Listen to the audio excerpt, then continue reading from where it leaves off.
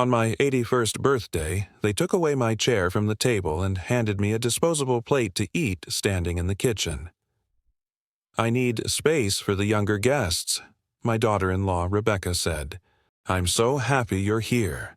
Just so you know, this is a real story, but to protect the identity of the person who shared it, we've chosen to use fictional names. Stick with me until the end, and drop the name of your city in the comments so I can see just how far this story has traveled." Not even looking at me as she rearranged the dining room I'd spent all morning preparing. I stood there holding that flimsy paper plate, watching through the doorway as 7 people sat around the mahogany table I'd polished until it gleamed. The same table where I'd fed my son David every meal for 23 years after his mother died. The same table where I'd helped him with homework until my eyes burned from squinting at his textbooks. The same table where I'd sat across from him, eating beans and rice for months when money was tight, making sure he got the good portions while I scraped by on what was left. My legs were already aching from standing, but there was nowhere for me to sit. Rebecca had removed my chair, the head chair, the one I'd sat in for 47 years in this house, and replaced it with a decorative plant stand holding some expensive flowers she'd bought for ambiance. Through the archway, I could hear them laughing. Rebecca was telling some story about their recent vacation to Hawaii, the one they'd taken with money I'd loaned them for emergency expenses. David was chuckling along, completely comfortable, with the fact that his father was eating alone in the kitchen like hired help. I remembered the day David was born. Martha had complications during delivery, and the doctors weren't sure either of them would make it. I'd sat in that hospital waiting, room for 14 hours, praying to a God I wasn't even sure I believed in. When they finally told me both mother and son were safe, I'd fallen to my knees right there on the linoleum floor and promised I'd do anything, sacrifice anything, to keep them safe and happy. Martha died when David was only 12. Brain cancer took her in 6 months, leaving me to raise a grieving boy while working double shifts at the auto shop just to keep up with the medical bills. I'd wake up at 4 in the morning to get breakfast ready, pack his lunch, then work until 8 at night before coming home to help with homework and do laundry. There were nights I'd fall asleep at the kitchen table with bills spread in front of me, trying to figure out how to make $17 stretch for groceries that week. I sold my father's watch, the only thing of value he'd left me, to buy David new shoes for school.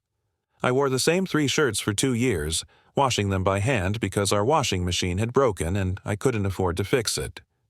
When David wanted to play baseball, I picked up weekend work as a janitor at the local elementary school to pay for his equipment and league fees.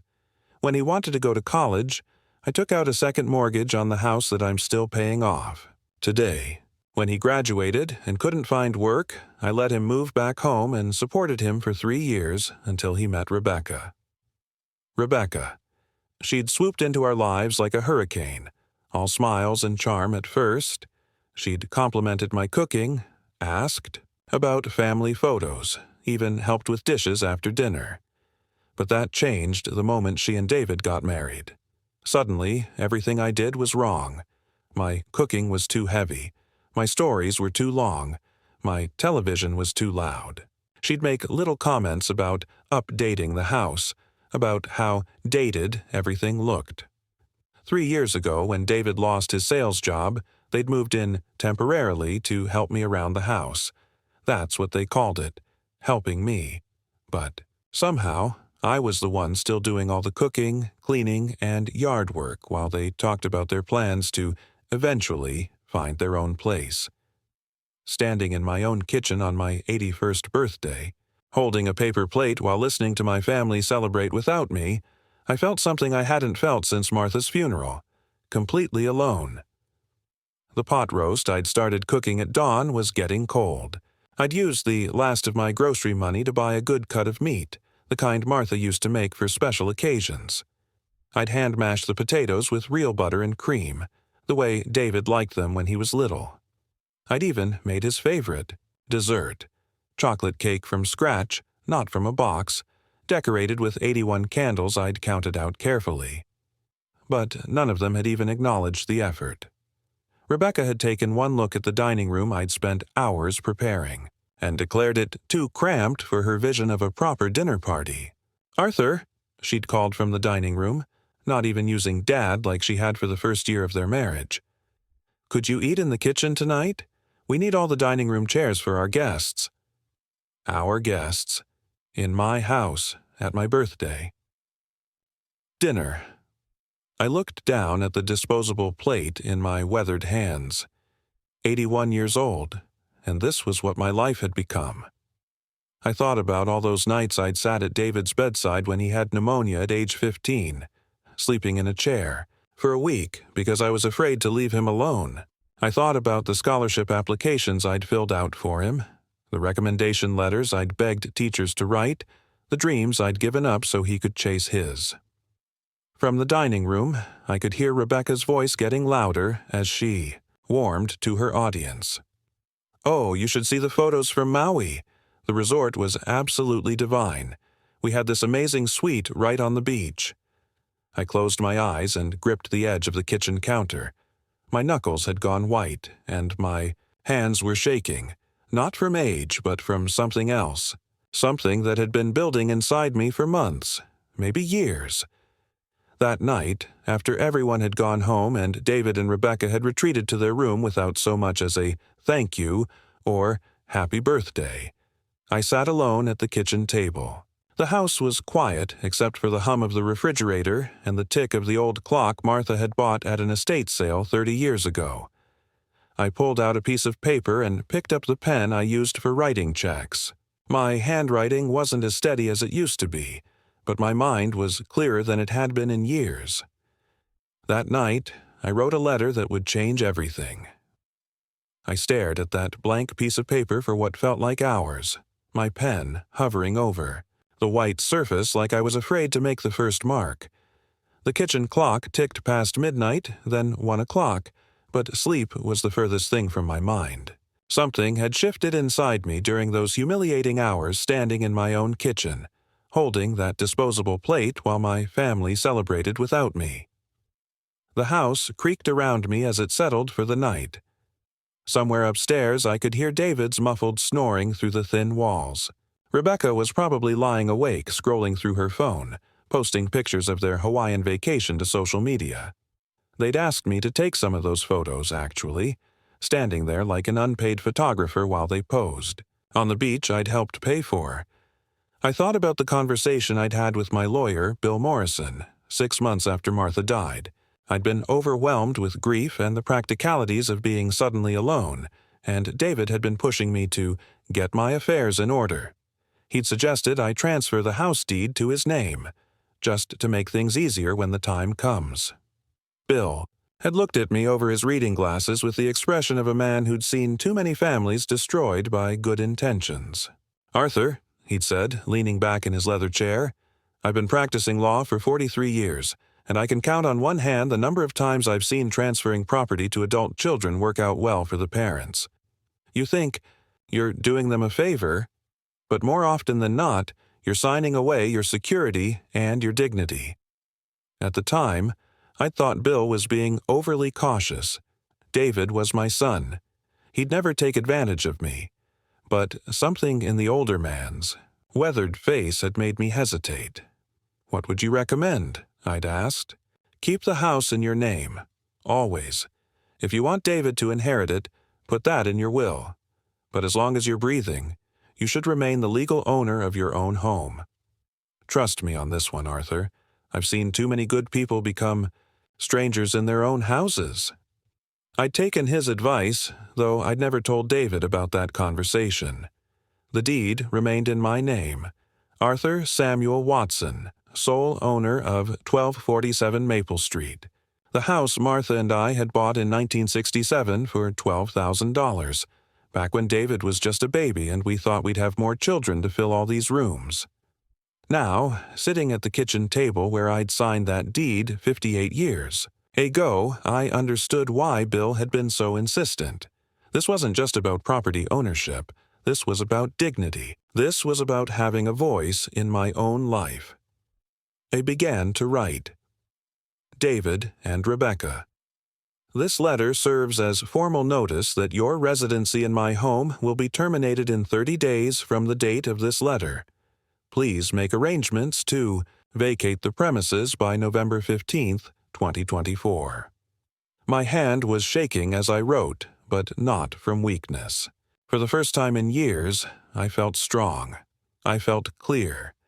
I felt like the man Martha had married, the man who'd worked 3 jobs to keep his family fed, the man who'd never backed down from doing what was right. I have given this decision considerable thought, and it is final. The reasons for this decision include, but are not limited to, the following. I paused here, thinking about everything that had led to this moment. It wasn't just tonight's humiliation, though that had been the final straw. It was 3 years of gradual erosion. Small slights that had accumulated like drops of water wearing away stone. 1. Consistent disrespect shown toward me in my own home. 2. Financial obligations that remain unmet. See attached documentation. Failure to contribute to household expenses or maintenance despite repeated requests. Creating an environment that has become hostile and unwelcoming to the homeowner. I got up from the table and walked to the small desk in the corner where I kept my important papers. My joints protested with each step, but I moved with more purpose than I'd felt in months. From the bottom drawer, I pulled out a manila folder I'd been quietly maintaining for the past year. Inside were copies of everything. The loan agreements David had signed when I'd given him money for his car, the promissory notes from when I'd covered their security deposit and first month's rent before they moved in, the receipts for groceries I'd bought to feed a family of 4 on my Social Security check, the utility bills that had doubled since they'd moved in, but which I'd continued paying alone. Rebecca had expensive tastes. The grocery bills had tripled when she started buying organic everything and premium brands. The electric bill had skyrocketed when she'd insisted on keeping the air conditioning at 68 degrees all summer. The water bill had doubled with her hour-long showers and constant laundry loads. I'd never said anything because I thought that's what fathers did, sacrifice for their children, even when those children were grown adults with their own responsibilities. But looking at these numbers now, adding them up in my head, I realized I'd spent over $18,000 in the past 3 years supporting David and Rebecca's lifestyle while they treated me like an unwelcome guest in my own home. The total amount owed for loans, groceries, utilities, and other expenses over the past 3 years is $18,247.83. Payment arrangements can be discussed, but occupancy of this property is no longer contingent on debt resolution. I attached copies of everything to the letter, every receipt, every canceled check, every signed promissory note. David might claim he didn't remember these agreements, but paper doesn't lie. This house belongs to me, as evidenced by the deed on file with the county recorder's office. I have every legal right to determine who lives here. You are adults who are capable of securing your own housing. During the 30-day notice period, I expect the following: respectful behavior toward me at all times. No retaliation or attempts to make my living situation uncomfortable. No removal of any items from the house that do not belong to you. Prompt payment of November rent in the amount of $1,200. Fair market value for your usage. That last part felt particularly satisfying to write. Rebecca was always talking about fair market value when she wanted to redecorate or replace something in the house. Well, fair market value for a 3-bedroom house in our neighborhood was at least $1,200 a month, and they'd been living here rent-free for 3 years. Failure to comply with these terms will result in formal eviction proceedings. This decision is not made in anger, but in recognition that I deserve to live with dignity in my own home. I raised my son to be respectful, responsible, and independent. It's time for him to demonstrate those qualities.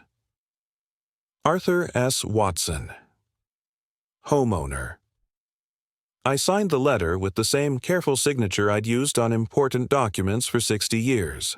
At the bottom, I added the date and time, October 16th, 2024, 2:17 a.m. As I sealed the envelope, I thought about Martha. She'd always been the stronger one emotionally, the one who knew how to set boundaries with people who took advantage of kindness. If she were here, she would have stopped this situation years ago. She never would have let anyone treat me the way I'd been treated tonight. "I'm sorry it took me so long to find my backbone," I whispered to her photo on the kitchen counter. But I found it now. I placed the letter on the kitchen table where David would see it first thing in the morning, then walked slowly upstairs to my bedroom. For the first time in months, I felt like I could breathe fully.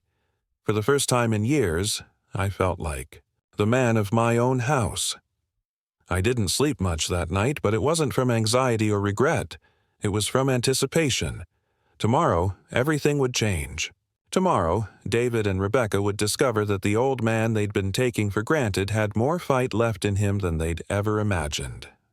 Tomorrow, they would learn that respect isn't optional, and that taking someone's kindness for weakness is a costly mistake. As dawn began to creep through my bedroom curtains, I heard David's alarm go off across the hall. Soon, he'd shuffle downstairs for his morning coffee and find the letter that would turn his comfortable world upside down. I wasn't angry anymore. I was resolved. And there's nothing more dangerous than an old man who's finally decided he's done. Being pushed around, I was sitting at the kitchen table, sipping my morning coffee and reading the newspaper when I heard David's footsteps on the stairs. It was 7:15. Exactly the time he came down every morning for the past 3 years. Some habits never change, I thought, even when everything else is about to. The letter sat exactly where I'd left it, propped against the sugar bowl in the center of the table. I'd positioned it so he couldn't miss it, but I tried to look casual, like I was just enjoying a peaceful morning with my coffee in the sports section. David shuffled into the kitchen in his bathrobe, hair sticking up in all directions, reaching automatically for the coffee pot. He was halfway through pouring his first cup when he noticed the envelope with his name on it. "What's this, Dad?" he asked, his voice still thick with sleep. "Just read it," I said, not looking up from my newspaper. My heart was pounding, but I kept my voice steady. I watched from the corner of my eye as he tore open the envelope and unfolded the letter. His expression changed as he read. Confusion first, then disbelief, then something that looked like panic. "Dad, what the hell is this?" His voice was louder now, more awake. You're kicking us out? I'm giving you 30 days' notice to find your own place," I said, finally looking up from the paper. "You're adults. It's time you acted like it." David stared at me like I'd grown a second head. "Is this about last night?" Look, if Rebecca seemed a little intense about the dinner arrangements, she was just trying to make sure everyone was comfortable. Comfortable? I set down my coffee cup harder than I intended. "David, your wife made me eat standing up in my own kitchen with a paper plate on my birthday, in front of our neighbors. How exactly was that supposed to make me comfortable?" He had the decency to look embarrassed at least. "Dad, I know it wasn't ideal, but it wasn't just not ideal, son. It was humiliating. And it was the last straw. In 3 years of being treated like a stranger in my own home." Rebecca's voice echoed from upstairs. "David, what's all the noise about?" "Nothing, honey," David called back, but his eyes never left my face. "Dad, let's talk about this rationally. You don't really want us to leave. This is just, you're upset about last night, and I understand that. We can work this out. Read the whole letter, David, including the part about the $18,000 you owe me." His face went white. 18,000? Dad, come on. Those weren't loans. That was family helping family. I pulled out copies of the promissory notes from the manila folder beside my chair. "Your signature says otherwise. Every time I gave you money, you signed an agreement to pay it back. Remember when you needed $5,000 for the car repair? Remember the $3,000 for Rebecca's dental work? Remember the $2,500 for your credit card debt? David's hands were shaking as he looked through the papers. I meant to pay these back, Dad. Things have just been tight, and things have been tight for me too, son. Do you think my Social Security check magically expanded when you moved in? Do you think groceries buy themselves? Do you think the electric company doesn't notice when usage doubles? Rebecca appeared in the doorway, still in her silk pajamas, her hair perfect even first thing in the morning. What's going on? David, why do you look like someone died? David handed her the letter without a word. I watched her face as she read, saw the moment she realized this wasn't a joke or an empty threat. Arthur, she said, and her voice had that sugary sweet tone she used when she wanted something. Surely we can discuss this like adults. There's no need for such dramatic gestures. The only dramatic gesture was banishing me from my own dining room last night, I said, and please don't call me Arthur. I'm still David's father, even if you've forgotten that. Her mask slipped for just a moment, and I saw the cold calculation underneath. We can't just move out in 30 days. Do you have any idea how expensive rent is right now? How hard it is to find a decent place? You should have thought of that before you decided I wasn't good enough to sit at my own table. That's not what happened, Rebecca said, but her voice was getting sharper. I was trying to create a nice atmosphere for the dinner party. I thought you'd be more comfortable in the kitchen. More comfortable standing up with a paper plate while everyone else sat at the table I spent all day preparing? The table I bought with money I earned? In the house I've lived in for 58 years? David was looking back and forth between us like he was watching a tennis match. Look, everyone just needs to calm down. We're family. We can work this out. Family, I repeated. David, when was the last time you asked how I was feeling? When was the last time you helped with groceries or offered to mow the lawn or fixed something around the house? When was the last time you treated me like I mattered? He opened his mouth to answer, then closed it again. We both knew the answer. Rebecca stepped forward, and I could see her switching tactics. Arthur, Dad, I know we haven't been as grateful as we should be. You've been so generous, letting us stay here while we get back on our feet. But surely we can work out some kind of arrangement. Maybe we could pay rent going forward. Maybe we could help more around the house. You've had 3 years to help. Around the house, I said. You've had 3 years to pay rent. You've had 3 years to show me basic respect. Instead, you've treated me like an inconvenience in my own home. That's not true, David said, but his protest sounded weak even. To him, isn't it? When was the last time you included me in your conversations at dinner? When was the last time you asked my opinion about anything? When was the last time you acted like I was more than just the old man who pays the bills? The kitchen fell silent except for the tick of the clock and the hum of the refrigerator. I could see them both calculating, trying to figure out if I was serious, if they could change my mind, if they had any leverage left. Dad, David said finally, where are we supposed to go? That's not my problem anymore, son. You're 53 years old. You've been managing your own life for 30 years. Figure it out. Rebecca's mask dropped completely then. You can't be serious. You're going to throw your own son out on the street over a dinner seating arrangement? I'm not throwing anyone on the street. I'm giving you 30 days to find your own place, which is more notice than most landlords give. And this isn't about seating arrangements, Rebecca. This is about respect. This is about dignity. This is about remembering that I'm a human being, not just a wallet with legs. The old man's lost his mind, Rebecca muttered, but she said it loud enough for me to hear. The old man is sitting right here, I said quietly, and his mind is clearer than it's been in years. David was frantically shuffling through the papers looking for something, anything that might give them an out. Dad, some of these receipts are from 2 years ago. Some of these agreements, statute of limitations, right? Are you really going to try to lawyer your way out of paying back money you borrowed from your father? I asked. Money I gave. You when you had nowhere else to turn? The shame on his face was answer enough. Rebecca grabbed the papers from David's hands. We'll see about this. We'll see if these agreements are even legally binding. We'll see if an 81-year-old man can actually evict his own family. You can see whatever you want, I said, standing up from the table. My knees protested, but I managed to keep my voice steady. But in 30 days, I want you out of my house. Both of you. I walked past them toward the living room, feeling stronger with each step. Behind me, I could hear them whispering urgently, their voices rising and falling like waves against a shore.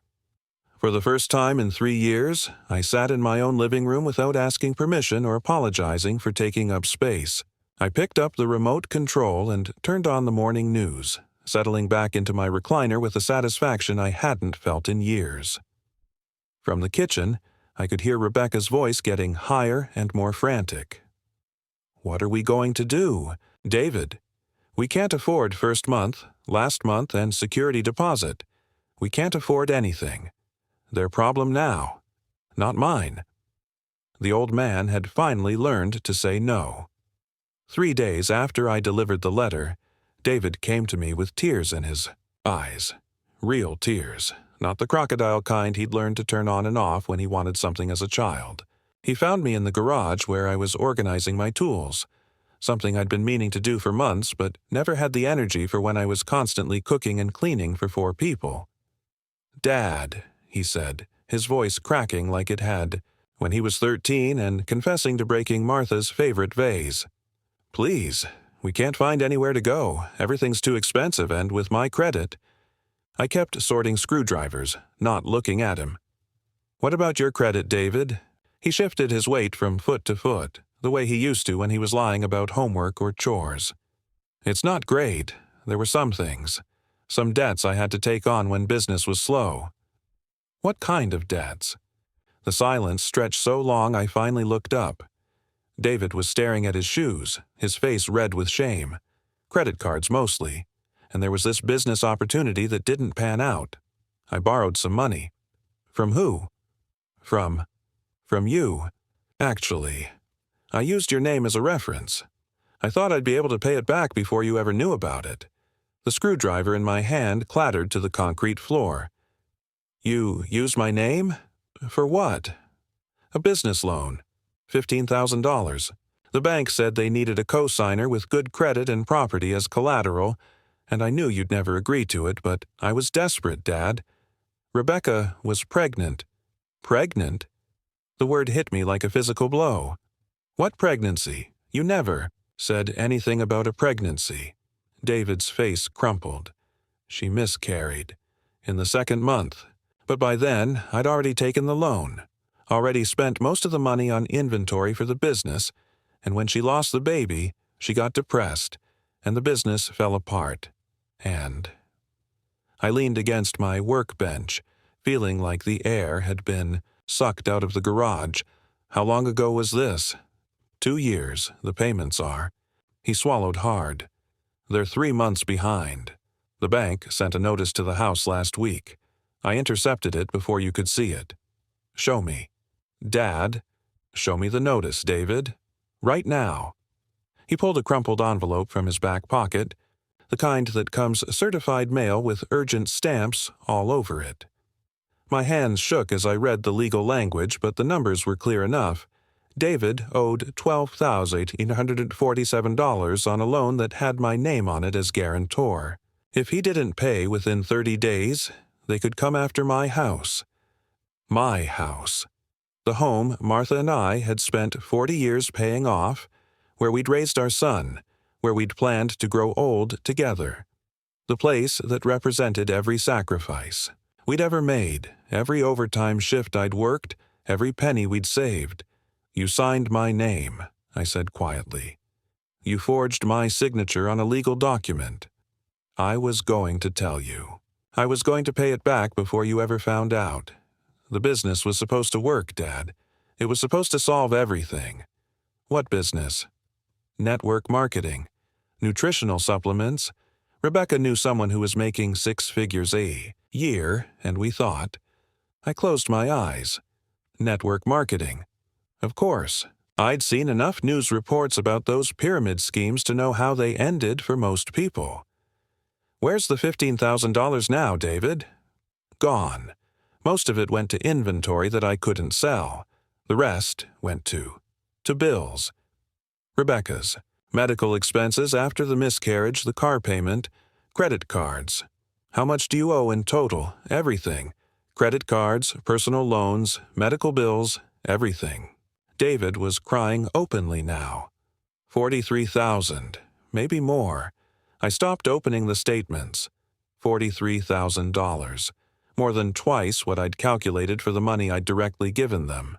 And now they'd dragged my house into it. The one thing I had left that represented security and independence. I need to call my neighbor Frank, I said, the one who used to be a lawyer. Dad, please, you can't. I can, and I will. You've been lying to me for 2 years, David. You've put my home at risk. You've been intercepting my mail. Do you understand what that means? Do you understand that identity theft and mail fraud are federal crimes? The color drained from his face. I never meant. I was just trying to protect you from worrying about it until I could fix it. By committing fraud. I'm your son. That's exactly why this hurts so much, I said, and for the first time since this whole mess started, my voice broke. You're my son, David. I trusted you with everything. I trusted you with my home, my finances, my life, and you've been stealing from me. I walked past him toward the house, my legs feeling unsteady. Pack your things. You have until tomorrow to get out. Dad, wait.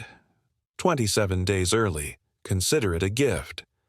I called Frank from the kitchen phone, my hand shaking as I dialed. He answered on the second ring, his familiar gravelly voice a comfort in the chaos my life had become. Frank, it's Arthur. I need your help. Of course, what's going on? I told him everything. The letter, the debts, the forged signature, the business loan I never knew existed. Frank listened without interrupting, occasionally making small noises that told me he was taking notes. Jesus, Arthur, he said when I finished. This is worse than I thought it would be. You knew? You knew this was happening? I suspected something was off. The way Rebecca talked about money, the new clothes, the vacation photos on Facebook. It didn't add up with David being unemployed half the time, but I never imagined. Identity theft, Arthur. That's serious business. What do I do? First, we contact the bank immediately. If you can prove the signature is forged, you might be able to get out from under the loan, but it means pressing charges against David. My stomach twisted. Criminal. Charges. Identity theft, forgery, mail fraud. Those are felonies, Arthur. If you pursue this legally, David could go to prison. I sank into a kitchen chair, feeling every one of my 81 years. How had it come to this? How had the little boy I'd raised, the child I'd sacrificed everything for, become someone who would steal from me and lie? To my face. There's something else, Frank said gently. I did some digging after our conversation yesterday. Rebecca filed for divorce from her first husband in Arizona, citing financial fraud. He claimed she'd run up credit cards in his name and emptied their joint accounts. The divorce was finalized 6 months before she met David. She's done this. Before. Looks like it. Arthur, I think your son got tangled up with someone who knows exactly how to manipulate men who want to provide for their families. David's not evil. He's weak, and he's been played. That doesn't excuse what he did to me. No, it doesn't. But it might explain it. I heard footsteps on the stairs and looked up to see David and Rebecca coming down with suitcases. David's eyes were red and swollen. Rebecca looked furious. We're leaving, Rebecca announced. We're going to stay with my sister in Phoenix until we figure things out. Good, I said, though the word felt like swallowing broken glass. David stopped. At the bottom of the stairs. Dad, I know I messed up. I know I hurt you, but I never stopped loving you. I never wanted this to happen. But it did happen, son. And now we both have to live with the consequences. Rebecca grabbed David's arm. Come on, we don't need this abuse from a bitter old man. Rebecca, Frank's voice came from the phone I'd forgotten I was still holding. I put it back to my ear. I heard that, he said quietly. Good riddance. Arthur, I'm coming over. We have work to do. After they left, I sat in my quiet house for the first time in 3 years. No television blaring from the living room, no hairdryer running upstairs, no conversations about expensive restaurants and vacation plans I couldn't afford. Just silence and the tick of Martha's old clock. Frank arrived an hour later with a briefcase full of documents and a grim expression. He spread papers across my kitchen table.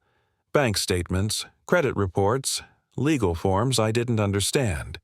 The good news is that with a clear case of forgery, we can probably get you removed from liability for the business loan.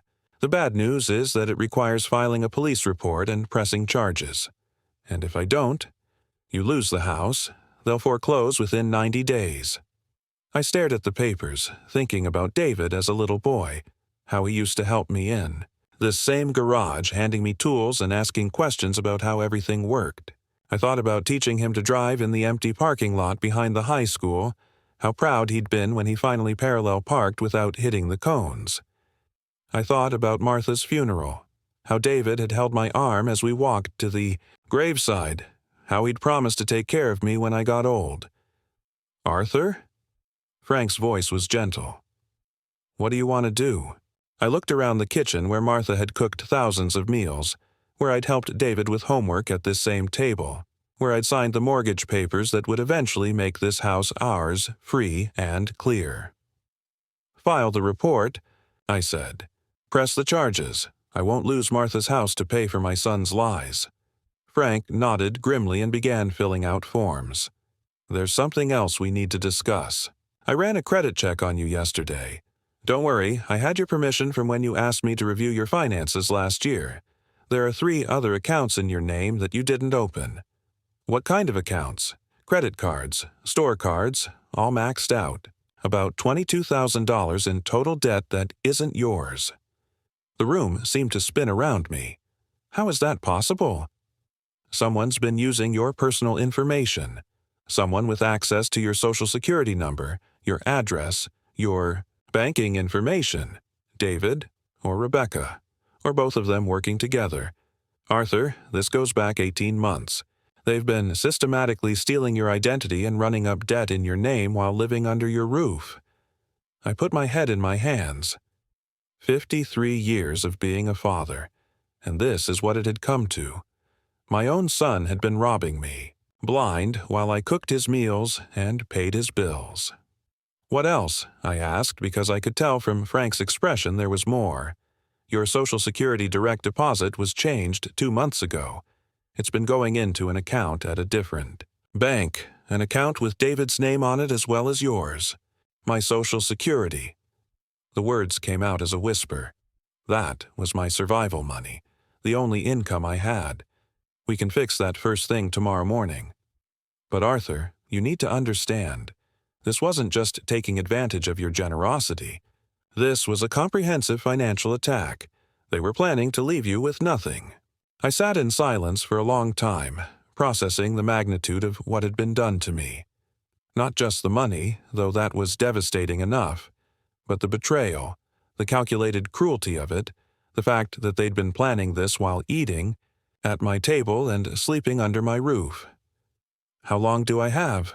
I asked finally. For what? To decide whether to press charges, whether to destroy my son's life to save my own. Frank closed his briefcase and looked at me with the kind of compassion that comes from 40 years of friendship. Arthur, he destroyed his own life the moment he decided to steal from his father. You're not destroying anything. You're just refusing to go down with his ship. After Frank left, I called the one number I'd been putting off all day. David. I said when he answered, Dad, I'm so glad you called. I've been thinking, and maybe we can work something out. Maybe I can get a loan from Rebecca's family, or... David, I know about the credit cards. I know about my Social Security check. I know about all of it. The silence on the other end was deafening. Tomorrow morning, I'm filing charges for identity, theft, fraud, and forgery. I'm sorry, son, but you didn't leave me any choice. The phone rang 17 times that night.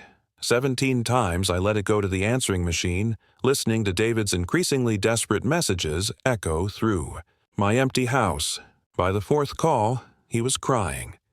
By the 10th, Rebecca had taken over, her voice sharp with panic and rage. Arthur, you can't do this to your own family. Think about what you're doing. Think about what this will do to David's future. Think about what people will say when they find out you sent your own son to prison over money. But I wasn't thinking about money anymore. I was thinking about the man I used to be.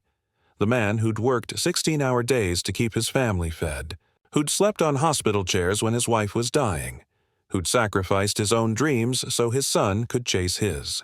That man deserved better than to spend his final years being robbed blind by the people he'd given everything to protect. I unplugged the phone at midnight and slept better than I had in months.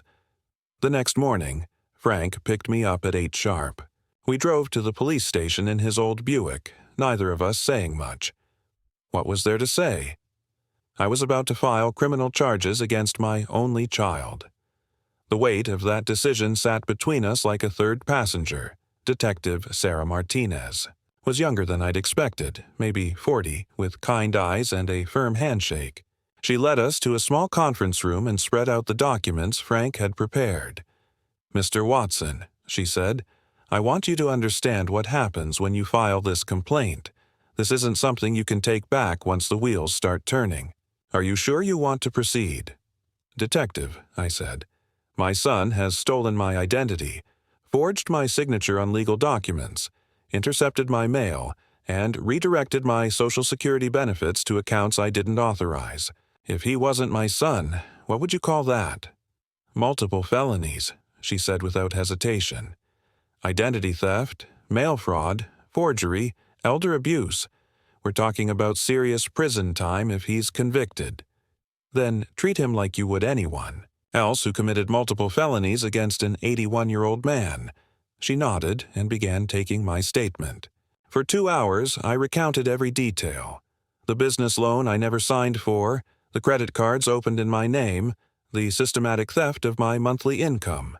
Frank provided documentation for everything, his legal training evident in how thoroughly he'd prepared the case. "We'll need handwriting samples," Detective Martinez said, "both from you and from David, so we can prove the signatures don't match." "I have samples," Frank said, pulling out more papers.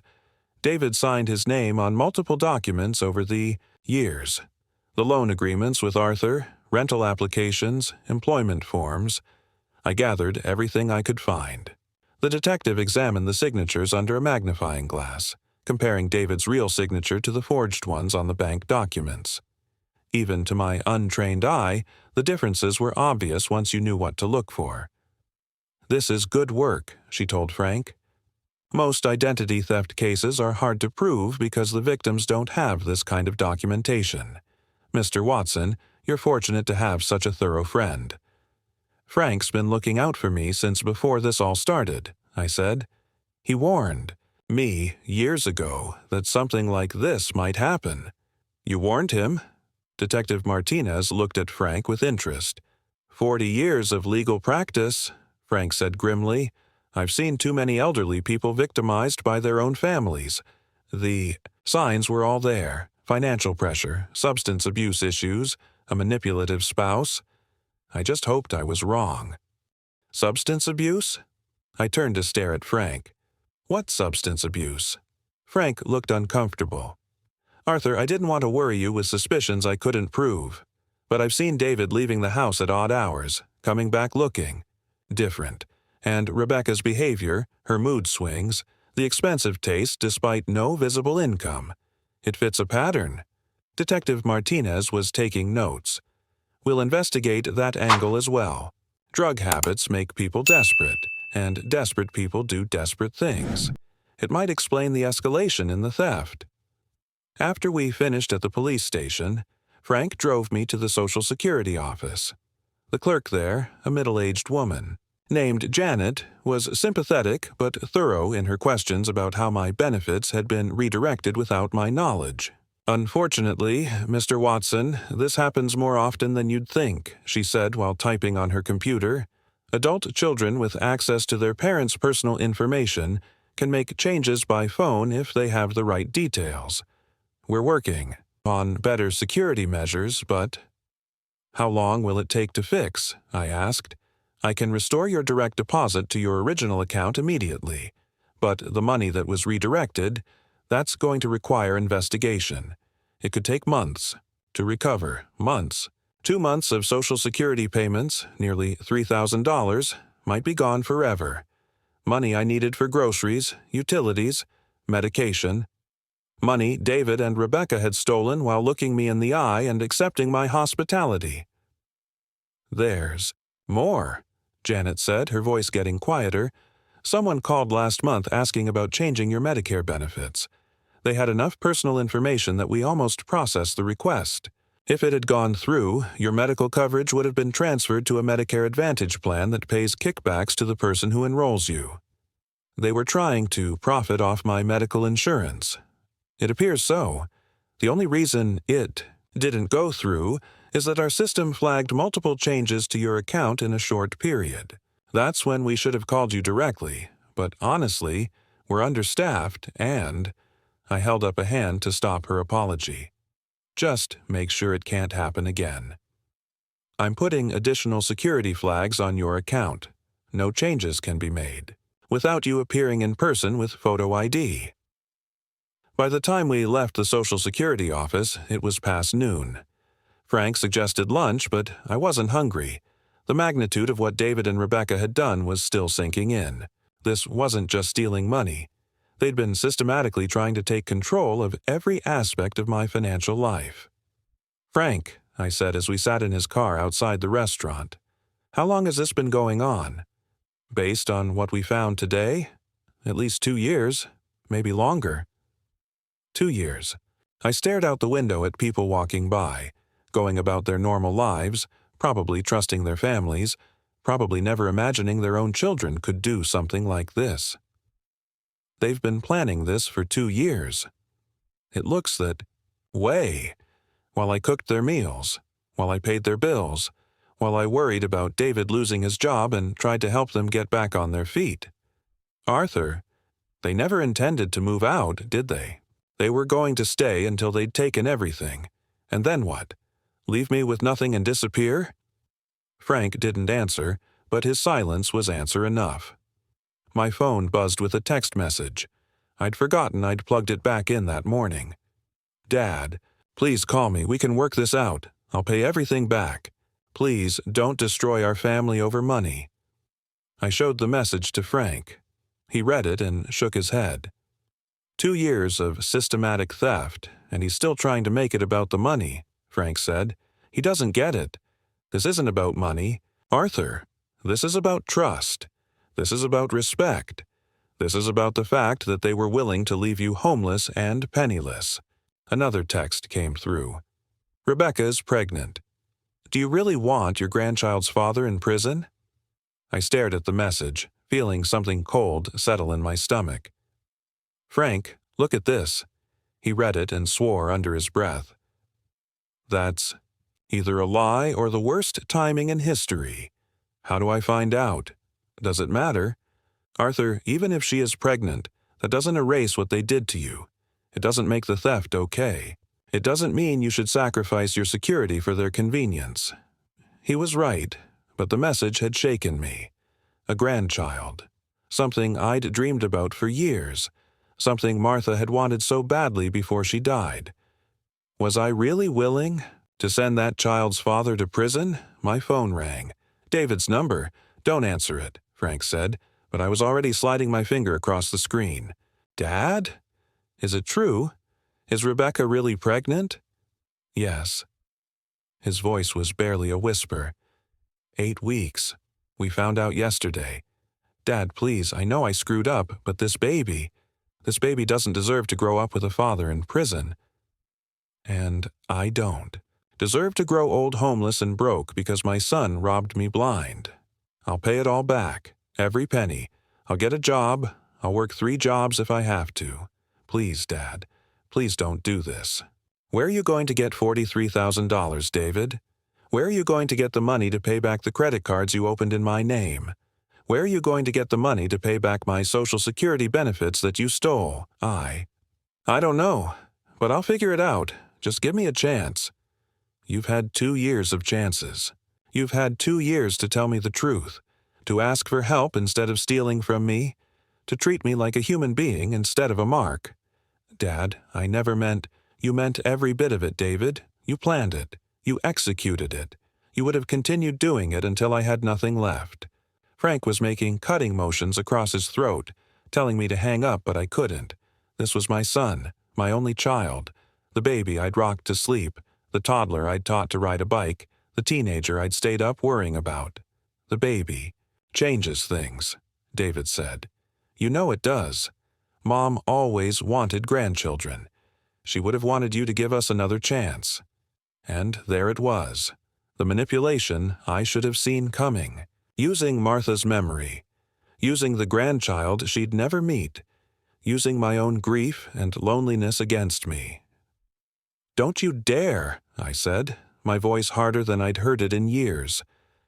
Don't you dare use your mother's memory to justify what you've done to me. Martha would be ashamed of you, David. She would be heartbroken to know that the son she loved so much grew up to steal from his father. Dad, and don't use this baby as a shield. If Rebecca is really pregnant, then you should have thought about that before you committed felonies. You should have thought about providing for your family through honest work instead of stealing from your father. I hung up and immediately turned off the phone. Frank was looking at me with something that might have been pride. That couldn't have been easy. It was the hardest thing I've ever done. But you know what? I'm tired of being manipulated. I'm tired of being made to feel guilty for wanting basic respect and honesty. I'm tired of being treated like I'm the problem, when I'm the one who's been victimized. We sat in the car for a few more minutes, watching ordinary people live their ordinary lives. I envied them. I envied their simple problems, their intact families, their ability to trust the people they loved. Frank, I said finally, there's something I need to do. What's that? I need to see Detective Martinez again. I need to make sure she understands that this isn't just about the money they stole. It's about making sure they can't do this to anyone else. Frank nodded. Elder abuse often escalates. If they did this to you, they'll do it to Rebecca's next elderly target. Or David will find another vulnerable person to manipulate. Rebecca's done this before, hasn't she? To her first husband. The patterns are identical. Meet a man with financial stability, isolate him from friends and family, gradually take control of his finances, then disappear when there's nothing left to take. Except this time they couldn't disappear because I'm David's father. They had to stick around and keep up the pretense until they'd taken everything. Then they would have disappeared, leaving you to deal with the debt and the foreclosure. I thought about Rebecca's behavior over the past few months, the way she'd been pushing David to ask me about updating my will, the way she'd suggested I might be more comfortable in a retirement community, the way she'd gradually taken over more and more of the household financial management. They'd been preparing for the endgame.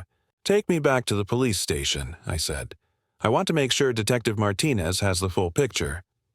When we arrived, Detective Martinez was just finishing up with another case. She invited us back to her office and listened as I explained about the pregnancy announcement and David's latest manipulation attempts. Mr. Watson, she said when I finished, I want you to know that what you're doing takes courage. Most elderly victims of family financial abuse never report it because they're too ashamed or they're afraid of damaging family relationships. The family relationship was already damaged, I said. I just didn't want to admit it. We see this pattern a lot. Adult children who view their elderly parents as ATMs rather than people. The emotional abuse often hurts worse than the financial theft. What happens next? We execute the warrant for David's arrest. Based on the evidence you've provided, the district attorney will almost certainly file charges. Given the amount of money involved and the systematic nature of the theft, he's looking at significant prison time if convicted. And if Rebecca really is pregnant? That's something for the court to consider during sentencing if it comes to that. But Mr. Watson, pregnancy doesn't excuse felony theft. It doesn't erase the harm that was done to you. She was right. I knew she was right. But as Frank drove me home that evening, I couldn't stop thinking about the baby, my grandchild, Martha's grandchild. By the time we pulled into my driveway, I'd made my decision. Not about the charges, those were going forward regardless, but about what came after. If Rebecca really was pregnant, that child was going to need at least one family member who understood the difference between love and manipulation, between providing and enabling, between helping and being taken advantage of. That child was going to need a grandfather who knew how to set boundaries and stick to them. That child was going to need someone who could teach them that real love sometimes means saying no. 6 months later, I was sitting in my kitchen reading the morning paper when the phone rang. It was Detective Martinez. "Mr. Watson, I wanted to let you know that David accepted a plea agreement yesterday. He'll serve 18 months in minimum security prison, followed by 3 years of probation. He'll also be required to pay full restitution." I set down my coffee cup, surprised by how little I felt. No relief, no sadness, no anger, just a quiet acceptance that justice had been done. What about Rebecca? She disappeared 2 weeks after David's arrest.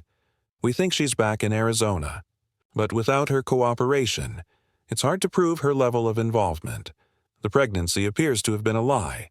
David admitted that yesterday. Of course it was a lie. The final manipulation, the last attempt to use my emotions against me. I should have felt betrayed, but mostly I felt tired of being surprised by their capacity for deception.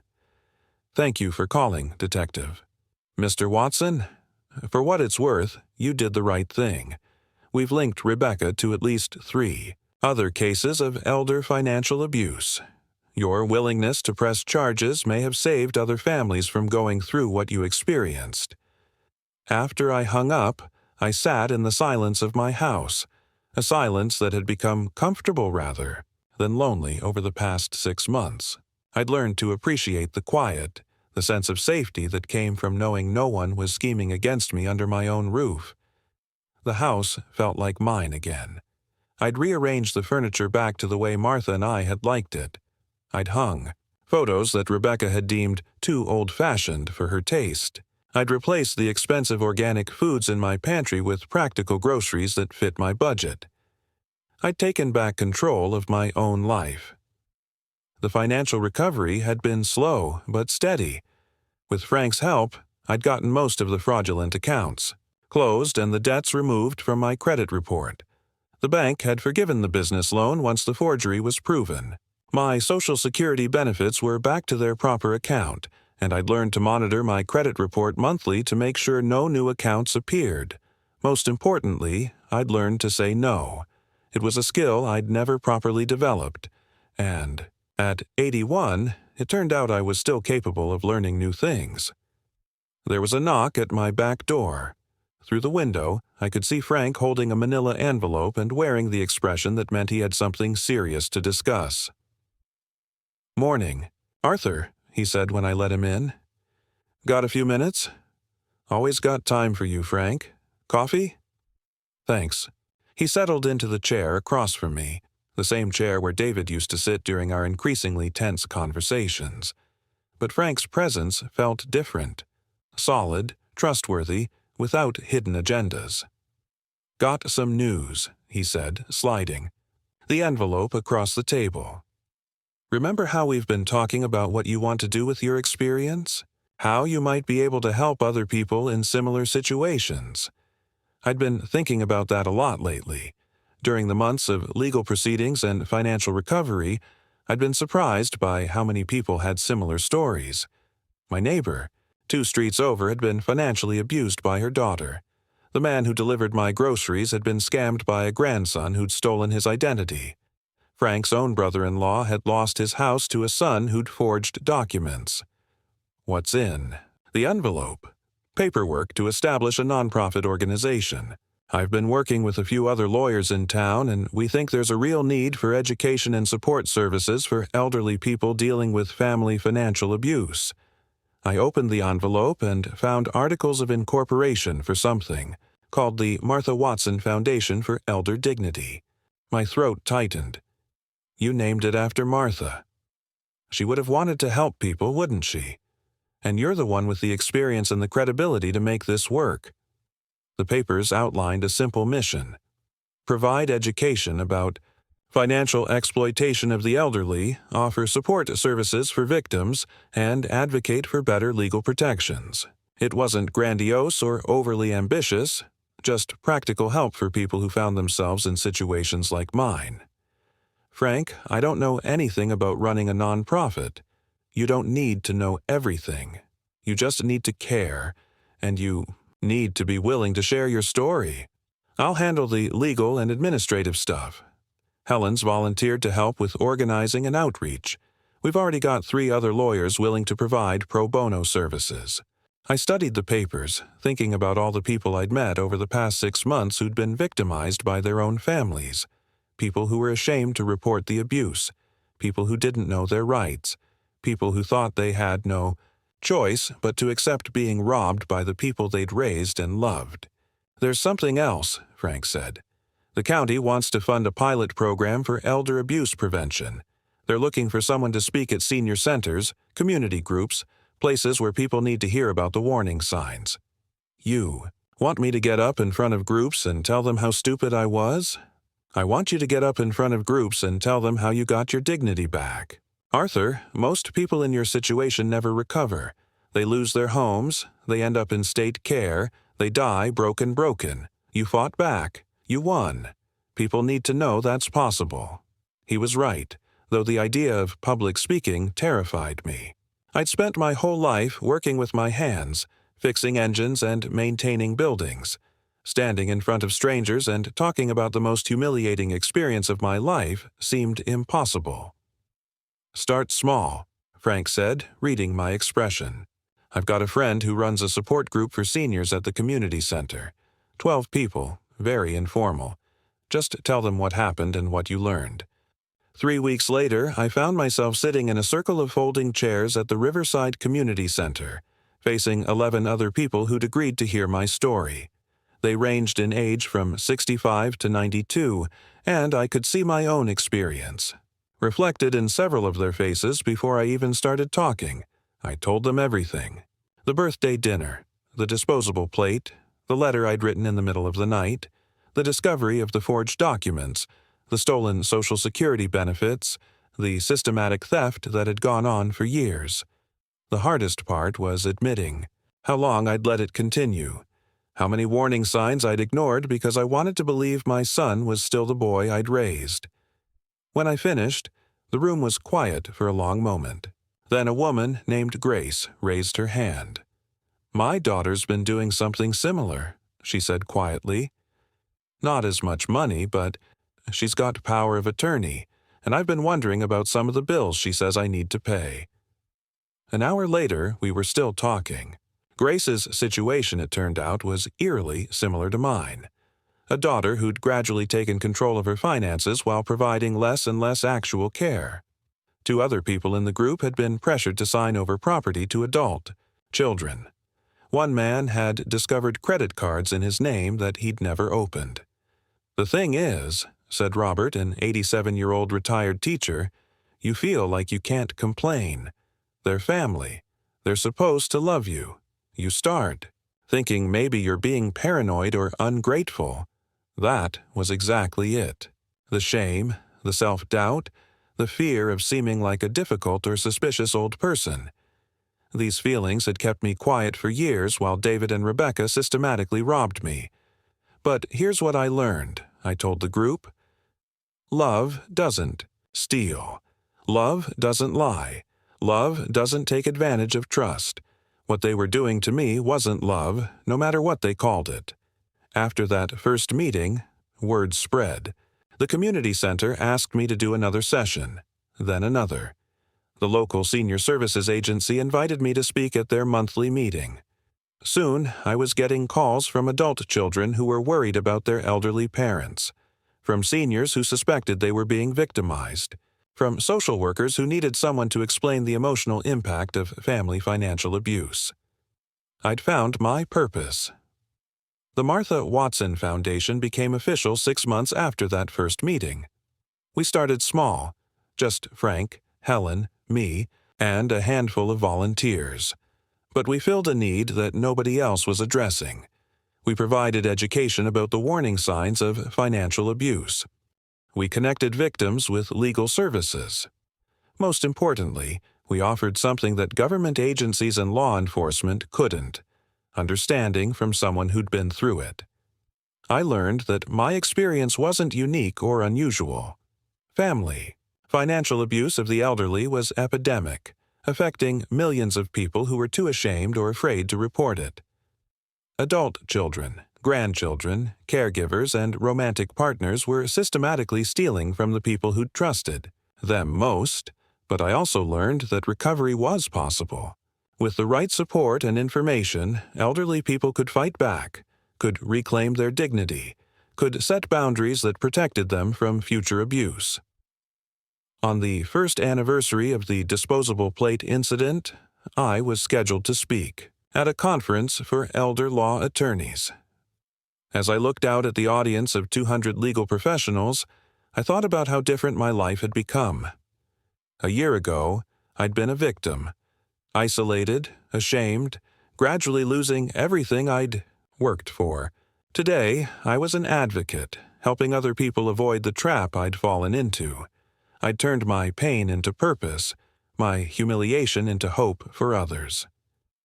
This time last year, I was standing in my own kitchen holding a paper plate, feeling like the most worthless person on earth.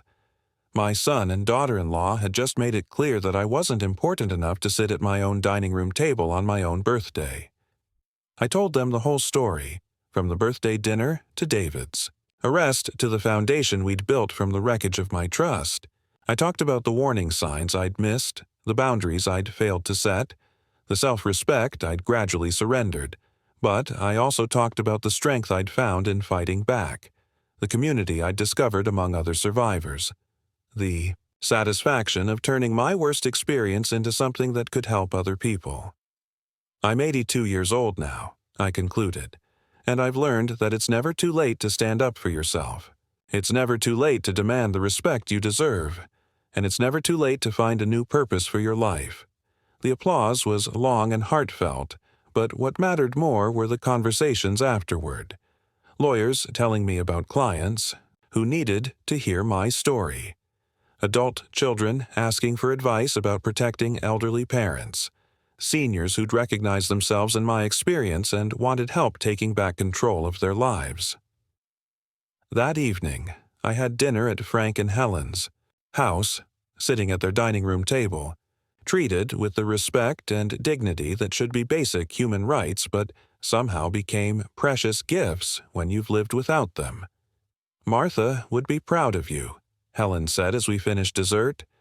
I think she would be, I agreed. I think she'd be proud that I finally learned to fight for myself. And I think she'd be happy that her name is helping other people find their strength. As Frank drove me home that night, I reflected on how much had changed. I lived alone now, but I wasn't lonely. I had purpose, community, and the deep satisfaction of knowing that my worst experience had been transformed into something meaningful. The house was quiet when I got home, but it was a comfortable quiet. The silence of safety, of autonomy, of a life lived on my own terms. I sat in Martha's favorite chair and looked around the living room we'd shared for so many years. Everything was exactly where it should be, arranged the way we'd liked it, free from the interference of people who'd seen our home as their opportunity rather than our sanctuary. At 82, I'd learned that respect isn't something you can demand from others. It's something you have to give to yourself first.